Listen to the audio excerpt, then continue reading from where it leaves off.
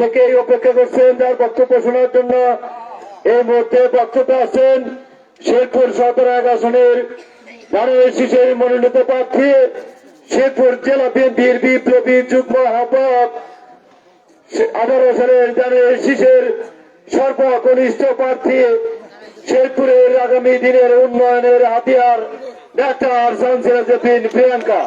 Doctor শামসিরাজউদ্দিন প্রিয়াঙ্কাকে তার মূল্যবান বক্তব্য রাখার জন্য অনুরোধ করছি।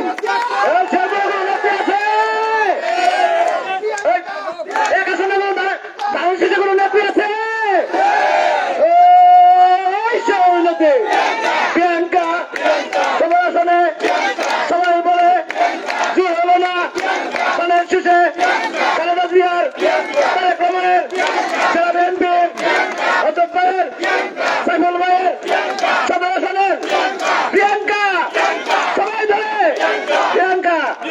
সকলকে ধন্যবাদ। বিসমিল্লাহির রহমানির রহিম।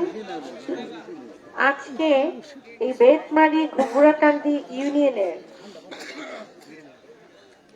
দ্বিতীয়বারের মতন আবারও আসা হলো।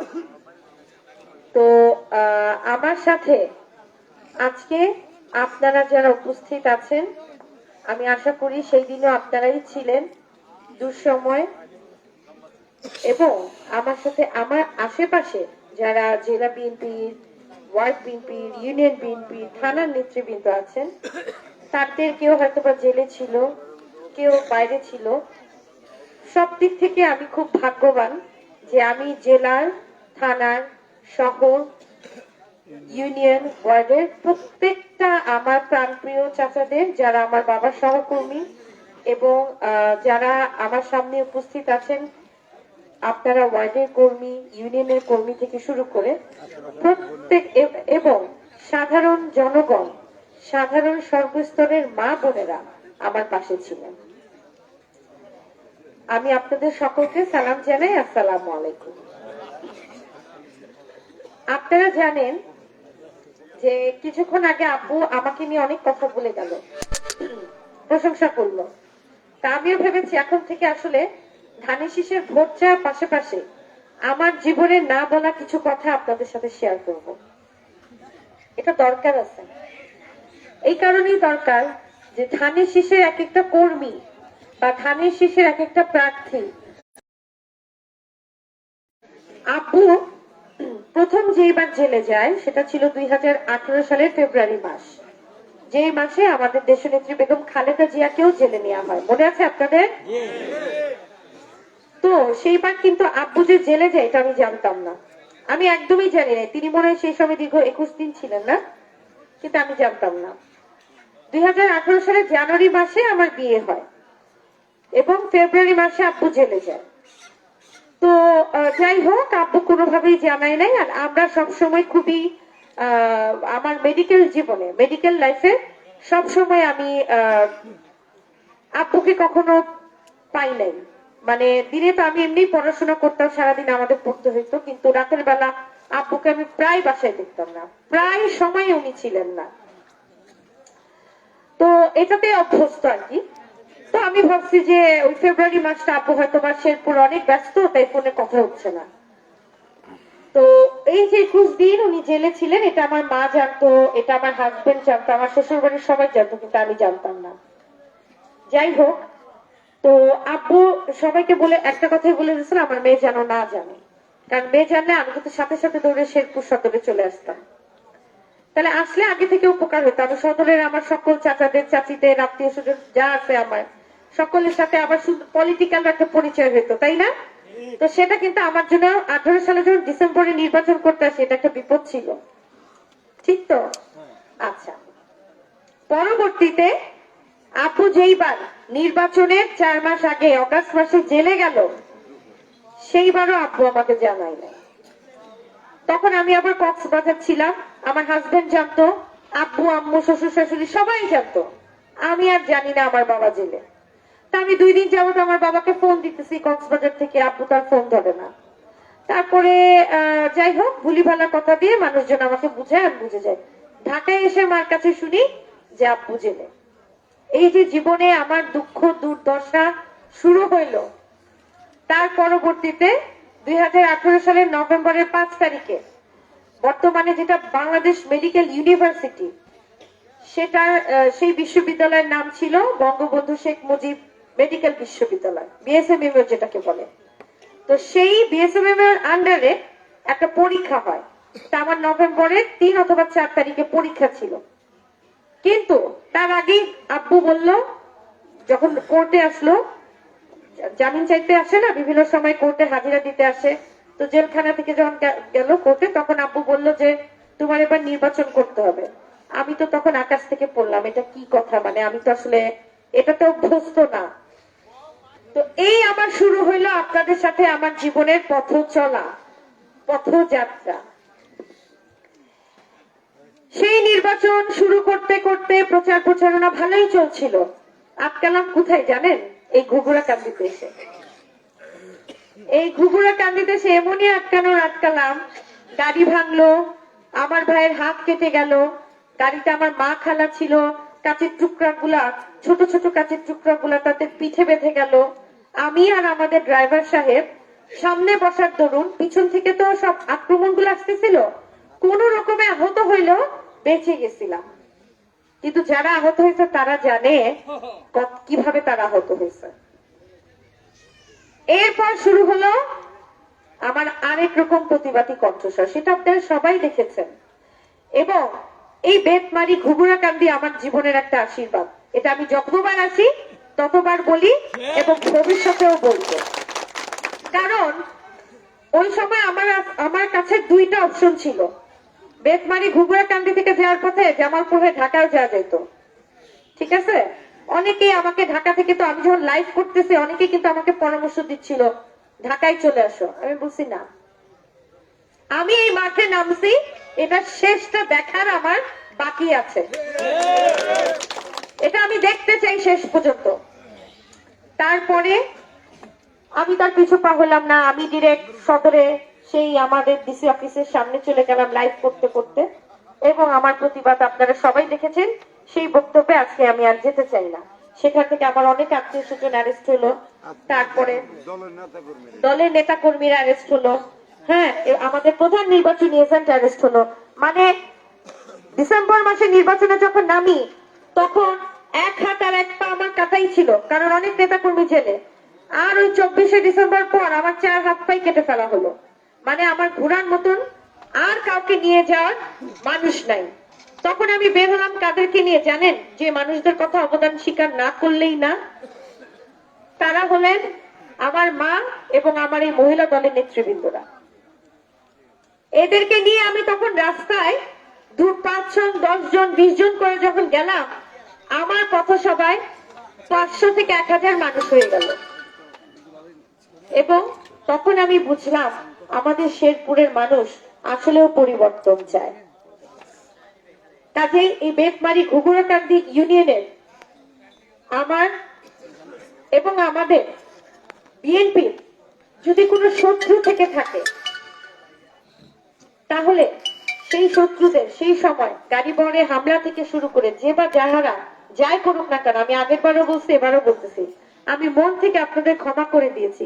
এবং আমি চাই আমি যেন আপনাদের উপকারেও আসতে পারি। এবং আমার যে চাচারা দীর্ঘদিন ত্যাগ করে জেল জুলুম খেটে পয়সা পাতি নষ্ট করে এই দলটাকে চালিয়ে এখন পর্যন্ত টেনে নিয়ে যাচ্ছেন, আমি যেন তাদের পাশেও থাকতে পারি। আমি রাজনীতিতে এসেছি প্রতিহিংসা বা প্রতিশোধ নেওয়ার জন্য না। আমি রাজনীতিতে এসেছি একটা সুন্দর বাংলাদেশে আমরা তরুণরা জাতীয় সংসদে যে আমরা যেন বুঝিয়ে দিতে পারি যে রাজনীতি মানেই দুর্নীতি না, রাজনীতি মানেই মানুষের অর্থ আত্মসাৎ না, রাজনীতি মানেই অন্য দলের কর্মীকে জেলে ঢুকানো না, রাজনীতি মানেই অন্য দলের যারা আছে তাদেরকে অন্যায়ভাবে মামলা দেয়া না, রাজনীতি মানেই শত্রু পক্ষকে ঘায়েল করা না। আর এরই কারণে দেখবেন আমাদের দলের ভারপ্রাপ্ত চেয়ারম্যান জনাব তারেক রহমান সাহেব তরুণদেরকে অত্যন্ত বেশি গুরুত্ব দিয়েছে, তার মধ্যে আমিও একজন। আর ভারপ্রাপ্ত চেয়ারম্যান বিশ্বাস করে যেই আস্থা রেখে আমাকে সদর আসন থেকে ধানের শীষের প্রতীক দিয়েছে, সেই আস্থার বেইমানি করার মতন সাহস আমার প্রিয়াঙ্কার হয় নাই। কাজেই আমি চাই এই বেতমারি ঘুঘুরাকান্দি ইউনিয়ন একটা অবহেলিত ইউনিয়ন, খালি রাস্তাঘাট বালুতে ভরা, সড়ক ব্যবস্থার উন্নয়ন নাই। আমি চাই এখানকার সড়ক ব্যবস্থার উন্নয়ন হোক, একজন চিকিৎসক হিসেবে কমিউনিটি ক্লিনিক গুলা ডেভেলপ করুক, হাসপাতাল গুলা যেই হাসপাতাল প্রত্যেকটা ইউনিয়নের পাশে যেন প্রাথমিক চিকিৎসা না, শুধু কেউ যদি অ্যাক্সিডেন্ট হয়। আমি আজকেও ঘুঘুরাকান্দিতে আসার পথে একটা বাচ্চাকে দেখলাম তার বাবার কুলে, এবং বাচ্চাটার নাকটা ফুলে রক্ত জমে নীল হয়ে গেছে। তাহলে ওই রাস্তা থেকে যখন নাকি সে সদর হাসপাতালে যাবে কতক্ষণ সময় লাগতে পারে, আর অনেক যানজট হয়। কিন্তু এই বেতমারি ঘুঘুরাকান্দিতে আসার পথে আমার কাছে মনে হয়েছে যেই বাজারগুলোর আশেপাশে যানজট হয় সেখানে কিন্তু আসলেও আমাদের অন্য কোনো পন্থা অবলম্বন করে, বা যদি কোন রকমের ওরকম আমরা সরকারি ভাবে বরাদ্দ পাই যে ফ্লাইওভার করা যায় কিনা, করে এই যানজট নিরসন করা।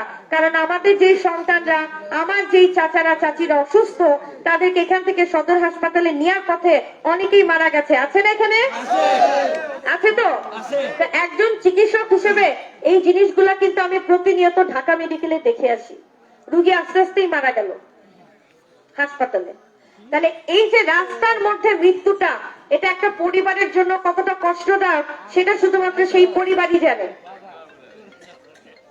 কাজেই চিকিৎসক হিসেবে, একজন নারী সন্তান হিসেবে আপনাদের কাছে আমি আজ এসেছি দোয়া চাইতে। আপনাদের যদি আমাকে মনে হয় আমি যোগ্য, আপনারা আমাকে ভোট দিবেন। আমার থেকে যদি কাউকে বেশি যোগ্য প্রার্থী মনে হয়, আপনারা তাকেও ভোট দিতে পারেন। আমার এতে আপনাদের উপর কোন রকমের কষ্ট থাকবে না। তবে জনাব তারেক রহমান সাহেব বাংলাদেশের প্রধানমন্ত্রী হবেন, এটা তো বিশ্বাস করেন? হাত তুলে দেখি কারা কারা বিশ্বাস করেন, কারা কারা বিশ্বাস করেন? সবাই বিশ্বাস করেন? ঠিক আছে।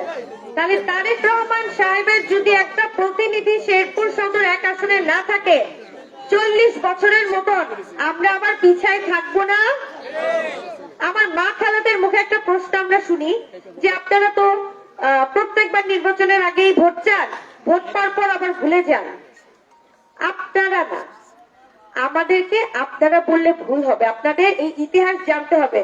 40 বছরের ইতিহাসে শেরপুর সদর 1 আসন কোন ধানের শীষের প্রতীকের প্রার্থী পাই নাই, যে প্রার্থী জাতীয় সংসদে গেছে। এবং এবারই একটা সুবর্ণ সুযোগ আসছে, মহান আল্লাহ তাআলার রহমত, যে তারেক রহমান সাহেব আমাদের ধানের শীষের প্রতীকের প্রার্থী দিয়েছেন, এবং সেই প্রার্থী যদি জাতীয় সংসদে যাওয়ার মতন ব্যবস্থা আপনারা, আমার চাচিরা, আমার মা খালারা, আমার বোনেরা, আমার ছোট বড় ভাইয়েরা সকলে মিলে যদি আপনার খালেদা জিয়ার কাছে যাব, এমপি ধরলেন, আমি এমপি হয়ে গেলাম। এরপর যখন আমি আমাদের তারেক রহমান সাহেবের কাছে গিয়ে বলবো আমি ময়মনসিংহ বিভাগের মধ্যে সর্বোচ্চ ভোট শেরপুর সদর 1 আসন থেকে নিয়েছি, আমার শেরপুরে 5টা জিনিস দরকার: রেল লাইন, বিশ্ববিদ্যালয়, হাসপাতাল, মেডিকেল কলেজ, সড়ক ব্যবস্থার উন্নয়ন, সাথে আরো কিছু লাগবে। কি কি? আমার যুবক ভাইদের কর্মসংস্থানের ব্যবস্থা, আমার যারা তরুণ সমাজ আছে তাদের কর্মসংস্থানের ব্যবস্থা, আমার ছোট বড় বোনদের কর্মসংস্থানের ব্যবস্থা, তাদের উদ্যোক্তা করা, এবং আমাদের শেরপুর, এই যে আমি আসার সময় দেখি প্রচুর ফসল, প্রচুর ক্ষেত, প্রচুর ধানি জমি, প্রচুর পচনশীল খাদ্যদ্রব্য এই আমাদের শেরপুরের মাটিতে উৎপন্ন হয়, কিন্তু এই উৎপাদিত পণ্য, এই উৎপাদিত খাদ্যদ্রব্য কোনোটা সংরক্ষণের জন্য কোনো হিমাগার নাই। তাহলে সেই হিমাগারটাও আমি এখানে চাবো। সর্বোপরি আমাদের প্রত্যেকটা ইউনিয়নের স্কুল কলেজের যেন উন্নয়ন হয়, আমাদের সন্তানরা যেন ঢাকা শহরের একটা ক্লাস 5 এর স্টুডেন্টের সাথে, এই একটা ইউনিয়নের এই ওয়ার্ডের ক্লাস 5 এর স্টুডেন্টের সাথে তুলনা করা যেন না যায়, দুইজন যেন সমান লেভেলে থাকে, সেই ব্যাপারে আমি কি করব, দায়িত্ব নিতে চাই। যেন পর্যাপ্ত শিক্ষক থাকে, স্টুডেন্টরা যেন আমাদের শেরপুরের সন্তানরা সুশিক্ষায় শিক্ষিত হয়, এই সন্তানরা যেন SP, DC, OC, doctor, engineer, উকিল হয়ে আমাদের শেরপুরের মান সম্মান রক্ষা করে। এবং আমাদের শেরপুরের সন্তানরা যখন শিক্ষিত হবে তখন আমাদের শেরপুরের মানুষ উন্নত হবে, এবং আমাদের মধ্যে এই যে এত আহাজারি, এত হিংসা, এত যুদ্ধ, একজন বলতে পারলে আরেকজন রাগ করলো, একজন সামনে গেলে আরেকজন টেনে পিছনে ধরে রাখলো, এগুলো তখন দূর হয়ে যাবে আমি বিশ্বাস করি। কাজেই আমি চাই আপনারা ধানের শীষের পক্ষে থাকবেন। এবং আরেকটা কথা বলতে চাই, আপনারা জানেন জামাত ইসলামী একটি দল, প্রত্যেকটা দলকে আমরা সম্মান করি, প্রত্যেকটা দলের হয়তো বা নীতি আছে, নৈতিকতা আছে, তবে যখন আমরা দেখি আমাদের ইসলাম ধর্ম, এই ইসলাম ধর্মকে নিয়ে বেঁচে মানুষের কাছে ভোট চাওয়া হয়, তখন খুব কষ্ট লাগে। কারণ আমাদের কোরআন হাদিসের আলোকে কোথাও কিন্তু লেখা নাই যে ইসলামকে ব্যবহার করে আপনারা রাজনীতি করেন, আছে কোথাও? এবং আমার মনে হয় আমাদের প্রাণপ্রিয় নবী হযরত মুহাম্মদ সাল্লাল্লাহু আলাইহি সাল্লাম, তিনিও কিন্তু একজন নেতা ছিলেন, কিন্তু তিনিও মনে হয় কখনো ইসলামকে বিক্রি করে তার নেতৃত্ব দেননি, দিয়েছেন? তাহলে আমরা কোন স্টাইলের, কোন লেভেলের হাইব্রিড মুসলিম হয়ে গেলাম, যেইখানে আমরা কোরআন এবং হাদিসের পুরো ফরম্যাটটাকে চেঞ্জ করে দিচ্ছি। একজন মুসলিম হিসেবে এটা আমার খুব কষ্ট। আমার প্রাণপ্রিয় জামাতের যেই সব সিনিয়র নেতৃবৃন্দ আছেন এবং জামাতের যে প্রার্থী আছেন, তাদের উদ্দেশ্যে আমি বলতে চাই, আমি আপনাদের দলকে সম্মান করি, কিন্তু ইসলামকে নিয়ে যখন কোনো কটূক্তি করা হয়, তখন কিন্তু একজন মুসলিম মেয়ে হিসেবে এবং আমরা সারা বাংলাদেশের মুসলিম তখন আহত হই, ব্যথিত হই, কষ্ট পাই। আপনারা যদি ইসলামকে ব্যবহার না করে নির্বাচনী প্রচারণা চালান, আমার বিশ্বাস আপনাদের নির্বাচনের প্রিপারেশন ভালো হবে। কিন্তু ওই যে ঘন্টার পর ঘন্টা যখন আপনারা তালিম করেন, করার পর লাস্টে যখন নাকি একটা সূত্র ধরায় দেন যে তাইলে জামাত ইসলামকে ভোট দিলেই জান্নাতে যেতে পারবেন, তখন কিন্তু না ওই তালিমের যে সবটা পুরোটাই নষ্ট হয়ে গেল, তাই না? তা আমরা চাই যে যার যার ধর্ম পালন করুক, আমরা আমাদের ধর্ম পালন করব, অন্য ধর্মাবলীরা তাদের ধর্ম পালন করবে। তবে আমরা প্রত্যেকটা দলই আমরা যেন কেউ ইসলামকে ব্যবহার করে আমরা নিজেদের ধর্মকে অসম্মানিত না করি, এটা আমাদের আপনাদের কাছে জোর দাবি থাকবে। আর সর্বোপরি আমি একটা কথা বলতে চাই, শেরপুর সদর 1 আসন আমরা অত্যন্ত অবহেলিত 1 আসন। এই অবহেলা থেকে আমরা যদি নিজেদেরকে উন্নত শিরে পৌঁছাতে চাই, আমাদের ধানের শীষে ভোট দিতে হবে। সবাই দিবেন তো ভোট?